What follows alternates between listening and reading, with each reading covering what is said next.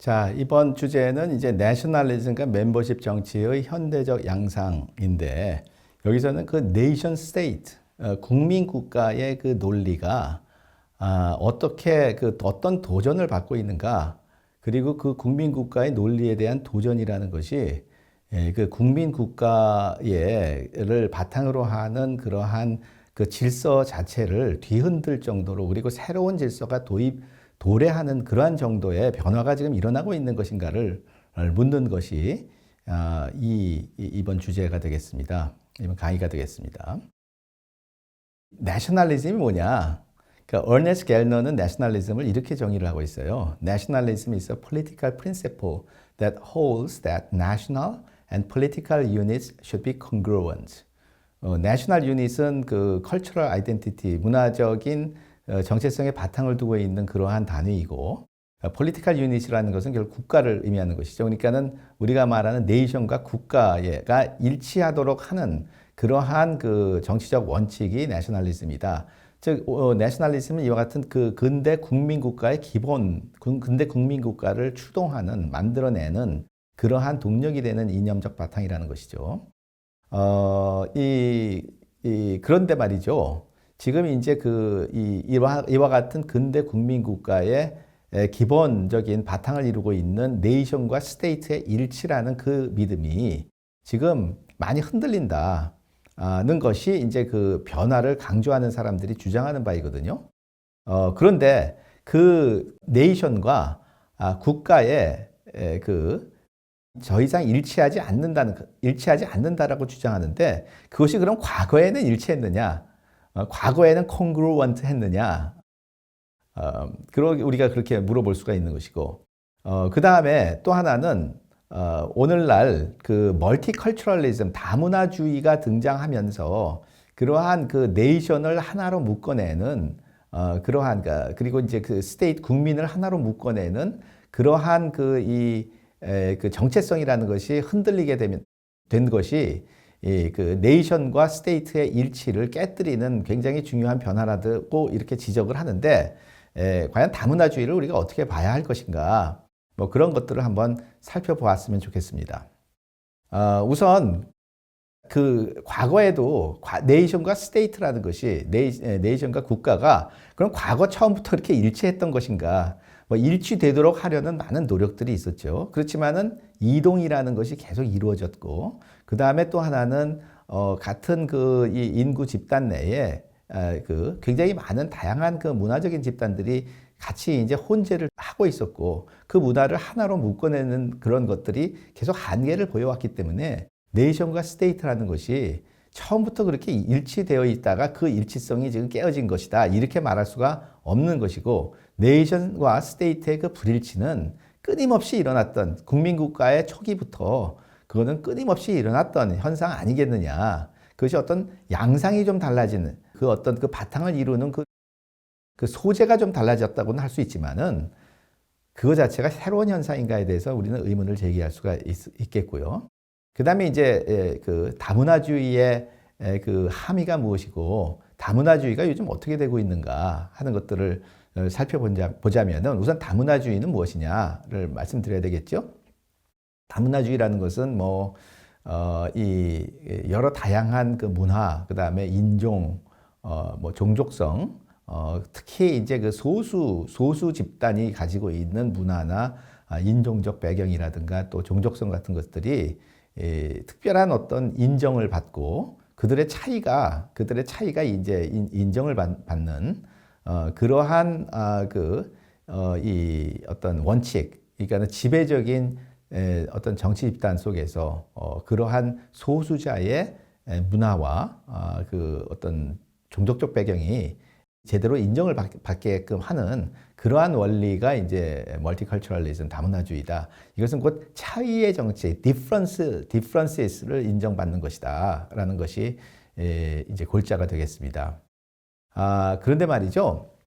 이 다문화주의도 말이죠. 굉장히 그 강조점에 따라 가지고서 굉장히 다른 것들을 말하는 경우가 많이 있습니다. 이제 윌 킴리카라는 그 다문화주의의 가장 그 대표적인 그 논객이 있는데, 그 윌 킴리카가 굉장히 강조하는 다문화주의는 그 그 national minority, ethnic minority, 그러니까는 이 소수 종족 집단 또는 소수 민족 집단이 내 그 문화적 자율성을 지키자는 의미에서의 다문화주의의 측면에 굉장히 강조를 하고 있습니다.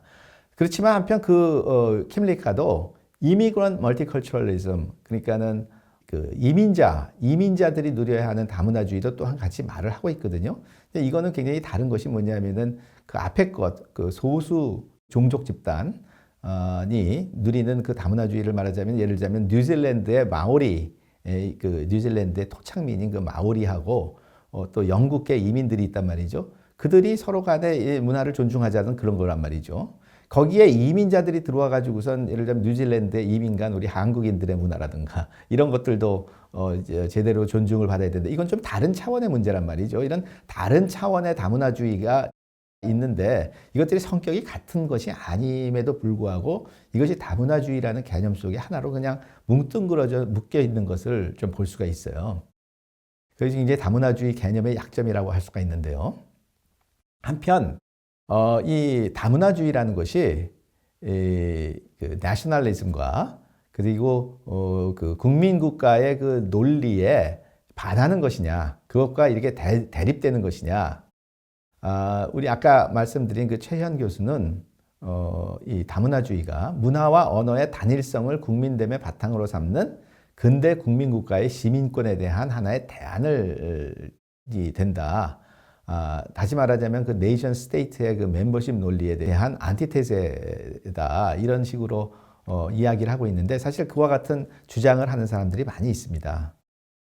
그런데 한편 이것도 생각해 볼 필요가 있을 것 같아요. 다문화주의가 전제하는 문화의 개념이라는 것이 종족 집단, 에스닉 그룹과 네이션을 문화의 단위로 절대화하고 그 집단의 문화적 특성을 본질화함으로써 오히려 내셔널리즘과 결탁할 수도 있지 않은가 하는 의문을 저는 과거부터 한번 좀 글을 통해 가지고선 제기해 본 적이 있습니다. 이건 뭐 다문화주의가 꼭 그렇다는, 전부가 그렇다는 것은 아니고 다문화주의에 이런 면모가 있다라는 것을 지적을 했는데, 그건 뭐냐면은 다문화주의라는 것이 어떠한 집단은 이러한 문화를 가지고 있다, 저 집단은 이러한 문화를 가지고 있다, 이런 식으로 해서 그 두 집단 간의 문화적 차이를 인정을 하는 건데, 그리고 그들의 그 문화들이 서로 간에 존중받을 수 있도록 하자는 것인데, 이 집단이 이 문화를 가지고 있다, 저 집단은 저런 문화를 가지고 있다, 이렇게 말을 하는 것 자체가 그러한 그 집단의 일부 문화적 특성을 그 집단의 본질적인 특성으로서 우리가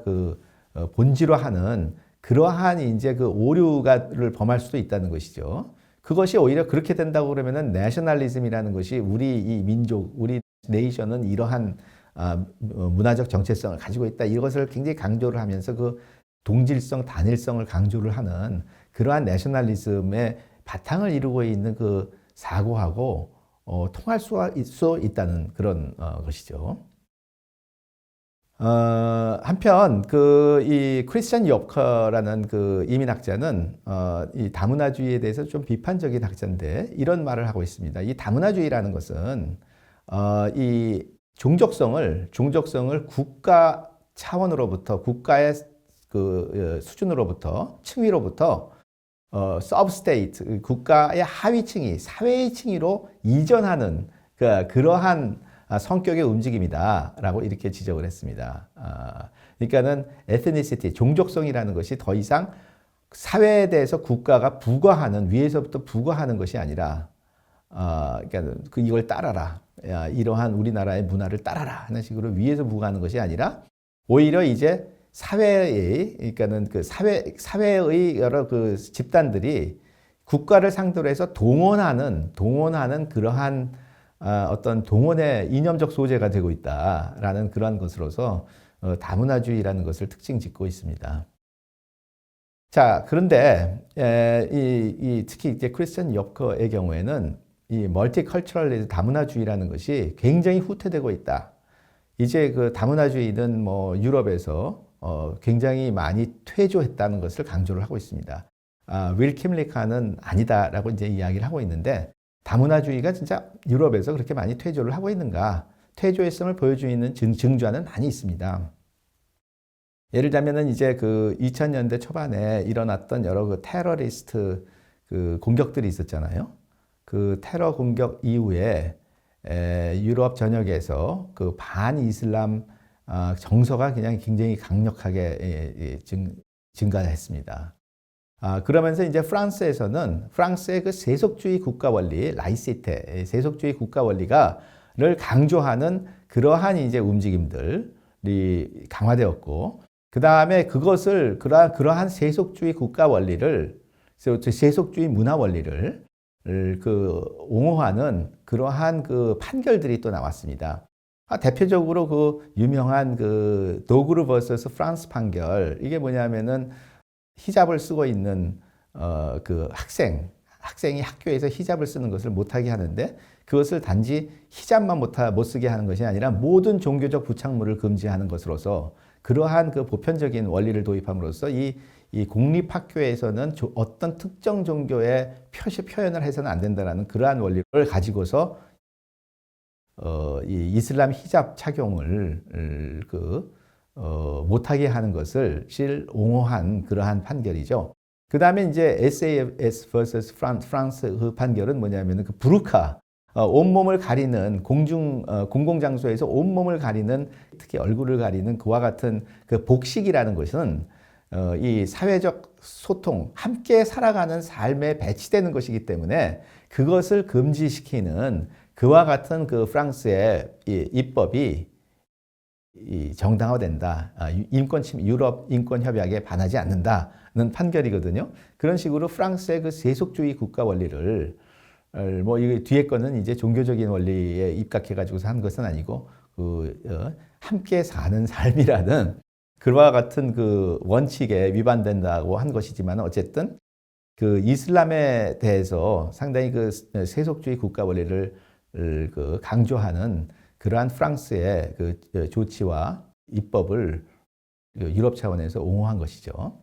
자, 그렇게 하면서 이제 머스큘러 리버럴리즘이라는 개념이 등장을 했어요. 그건 뭐냐면은 이와 같은 그 반자유주의적인 그러한 그 뭐 종교나 문화적인 이념에 대항해서 강력하게 이제 자유주의도 강력하게 그 통합을 요구해야 된다.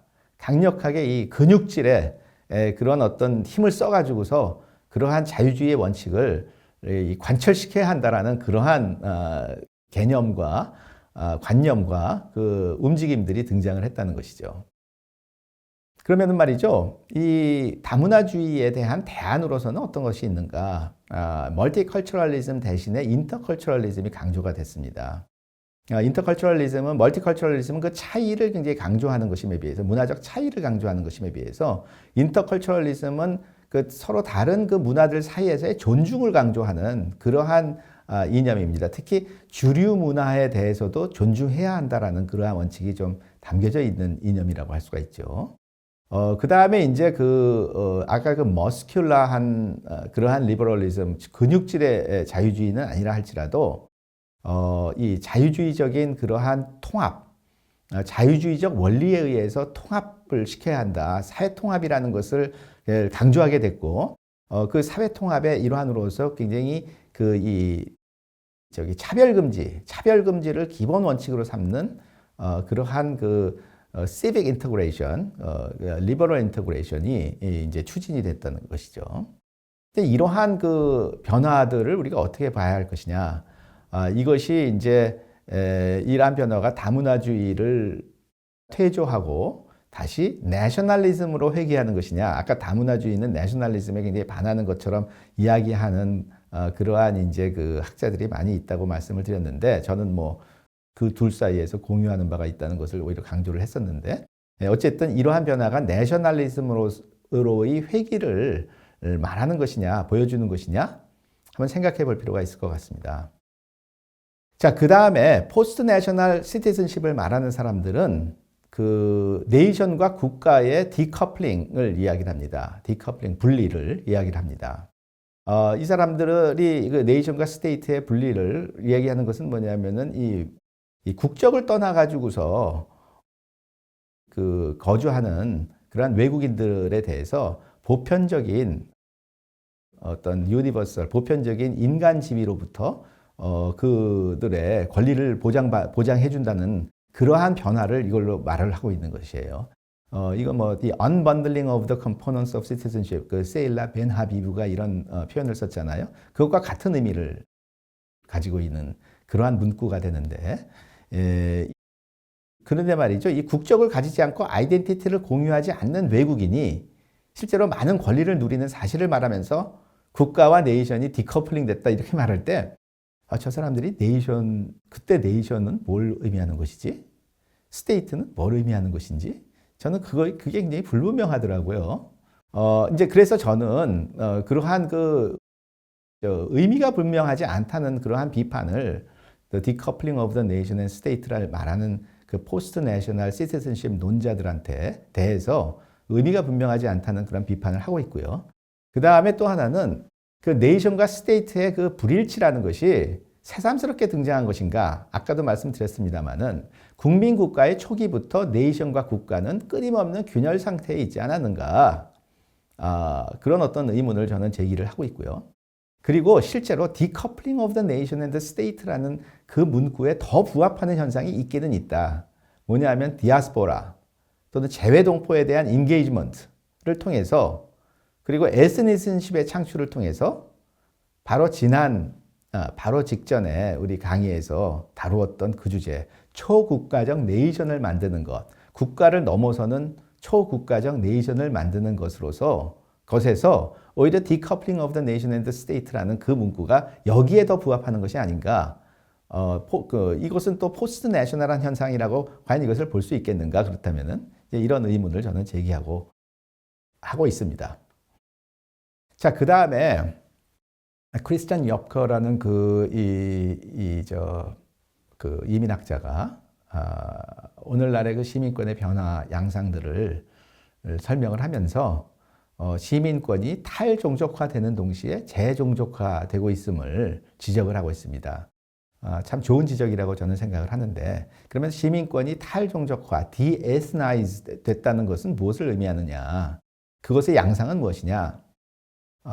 크리스찬 엽커가 말한 것도 있고 제가 좀 더 추가해서 말씀을 드리자면은 우선 출생지주의가 확대가 되고 있어요. 그러니까는 과거에 혈통주의 국적법을 기반으로 했던 나라들이 보충적으로 출생지주의를 많이 도입을 하고 있거든요.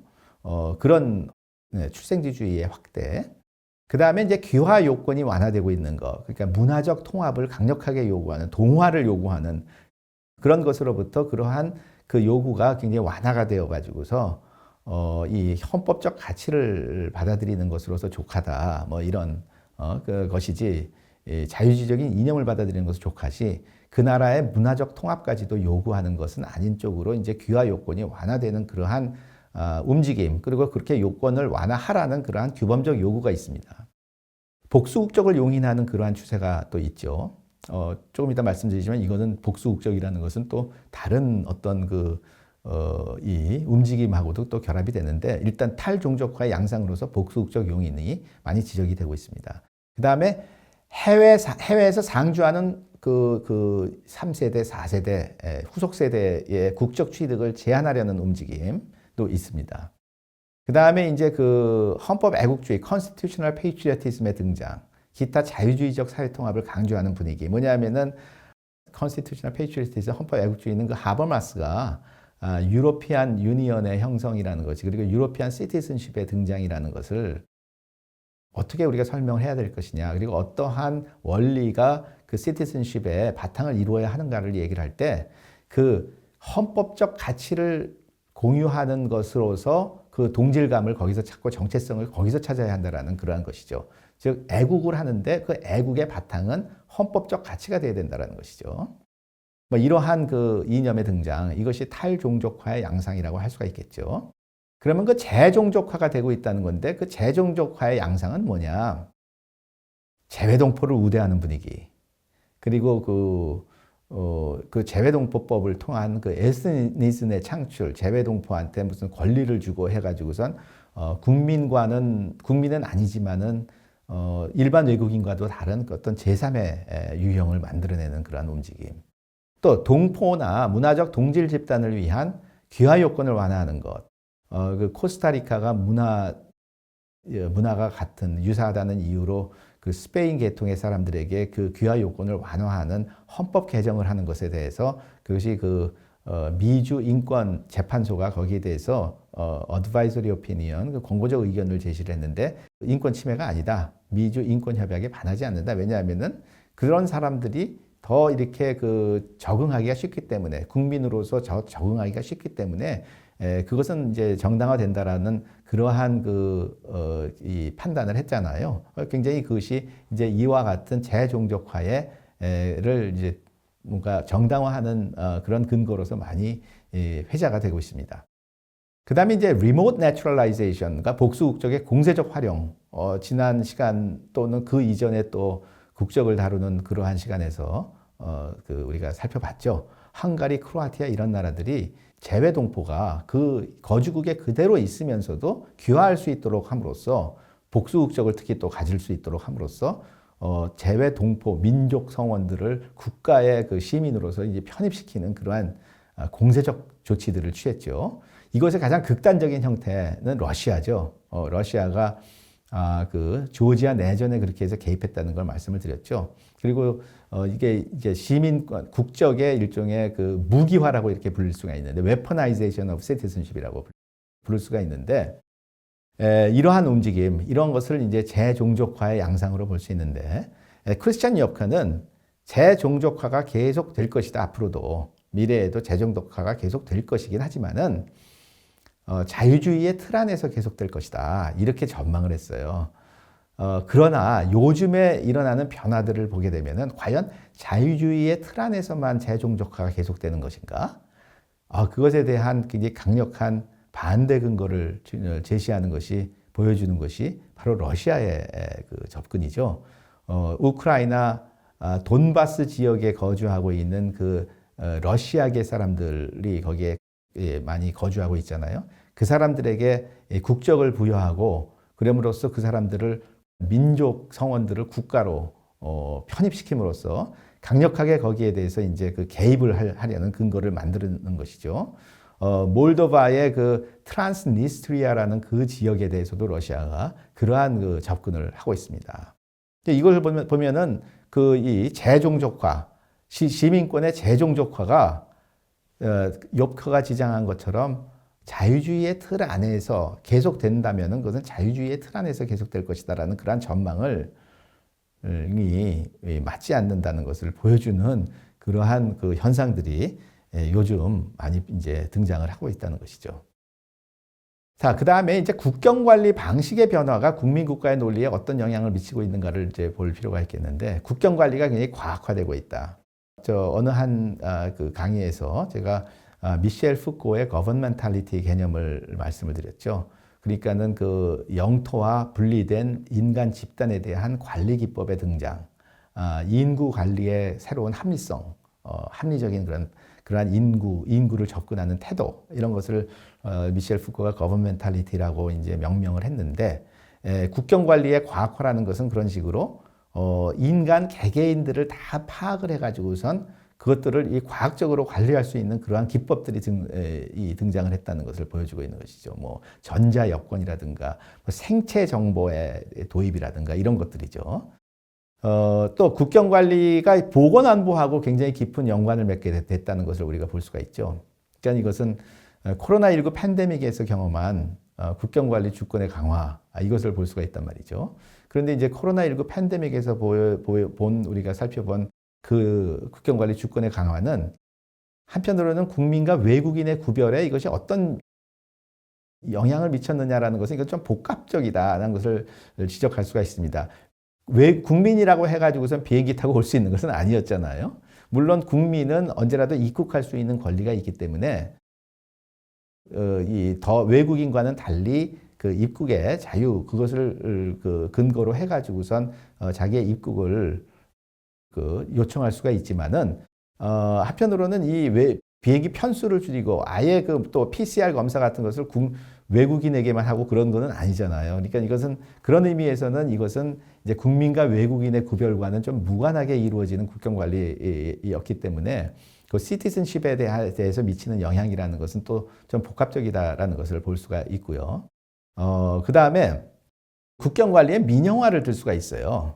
뭐냐면은 이 항공사들에게 그 국경 관리의 책임을 많이 떠맡기는 거죠. 뭐냐면은 항공사들이 이제 그 불법 입국자들을 태웠을 경우에 항공사한테 제재를 가한단 말이죠. 그러니까 항공사들이 그 여권 체크하고 뭐 그런 것들을 비자 제대로 가지고 있느냐 이런 것들을 다 떠맡고 있단 말이죠. 그 다음에 이제 입국한 이제 대한민국의 경우에 공항에 들어왔는데 거기서 난민이라고 자기를 주장하는데 사실 난민 신청을 받아들이지 않는다든가 아니면은 난민 그 심사에 아예 회부 자체를 안 하는 그렇게 됨으로써 이 그 공항에 그냥 머물러 있게 되는 그러한 사람들이 있는데 그것을 항공사가 관리하도록 하고 있단 말이죠.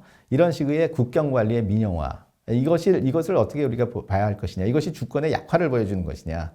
약화가 아니라 오히려 국가의 책임과 역할을 민간에게 이전함으로써 국가가 부담을 줄이려는 굉장히 강력한 주권의 발현이라고 오히려 볼 수가 있겠죠. 그 다음에 국경 관리의 탈영토화. 이건 뭐냐면은 자, 이게 그 토론토에서부터 미국에 입국할 때를 보면은 말이죠. 토론토라는 그 캐나다 영토에 아예 미국의 관리들이 거기에 상주를 하면서 거기서 아예 체크를 해요. 그러니까는 미국의 주권 행사를 캐나다의 영토 안에 들어가서 행사를 한단 말이죠. 국경 관리의 탈영토화라고 할 수가 있죠. 그 다음에 이제 그 비행기 탑승 정보라는 것을 미리 파악을 해가지고서 이쪽에서 미리 준비를 한단 말이죠. 그것도 일종의 주권의 탈영토화, 국경 관리의 탈영토화라고 할 수가 있습니다. 자, 이러한 이 움직임들, 그 국가들이 그러면은 왜 그런 것들을 용인하느냐, 다른 나라의 주권 행사를 같이 도와주고 있느냐, 이런 것이죠. 이것이 아까 말씀드린 주권의 상호 출자를 보여주는 것이다. 그러니까 서로 오히려 협력을 함으로써 오히려 각자의 주권을 더 배가시키는, 더 강화시키는 그러한 움직임이다. 그렇기 때문에 이런 것들은 어찌 보면은 이 국경 관리의 강화라는 것이 국민국가의 논리를 계속해서 우리가 보여주고 있는 그것이 건재하다는 것을 보여주고 있는 그러한 징후라고 볼 수가 있겠습니다. 또 한편으로는 이제 transnational governmentality를 지적을 제가 해볼 수가 있겠는데 이건 뭐냐면 초국가적 국경을 넘어서는 governmentality의 발휘. 이 아까 말씀드린 대로 탑승 정보의 사전 그 검토 같은 거 그리고 이것은 또 이제 그 다른 나라에서 가지고 있는 정보를 쉐어한단 말이죠. 그런 의미에서 초국가적인 국경을 넘어가지고선 또 국가의 경계를 넘어서서 거버먼탈리티가 쉐어되는 공유되는 그러한 면모를 오늘날의 국경 관리의 양상들에서 볼 수 있다는 것을 지적을 하겠는데 이거는 제가 이제 여기서 말씀드리고자 하는 것은 이 국민국가의 논리가 얼마만큼 지금 도전을 받고 있느냐. 저는 그다지 도전받고 있지 않다라는 쪽으로 이걸 강조하기는 그런 차원에서 이러한 여러 그 팩트들을 말씀을 드렸습니다.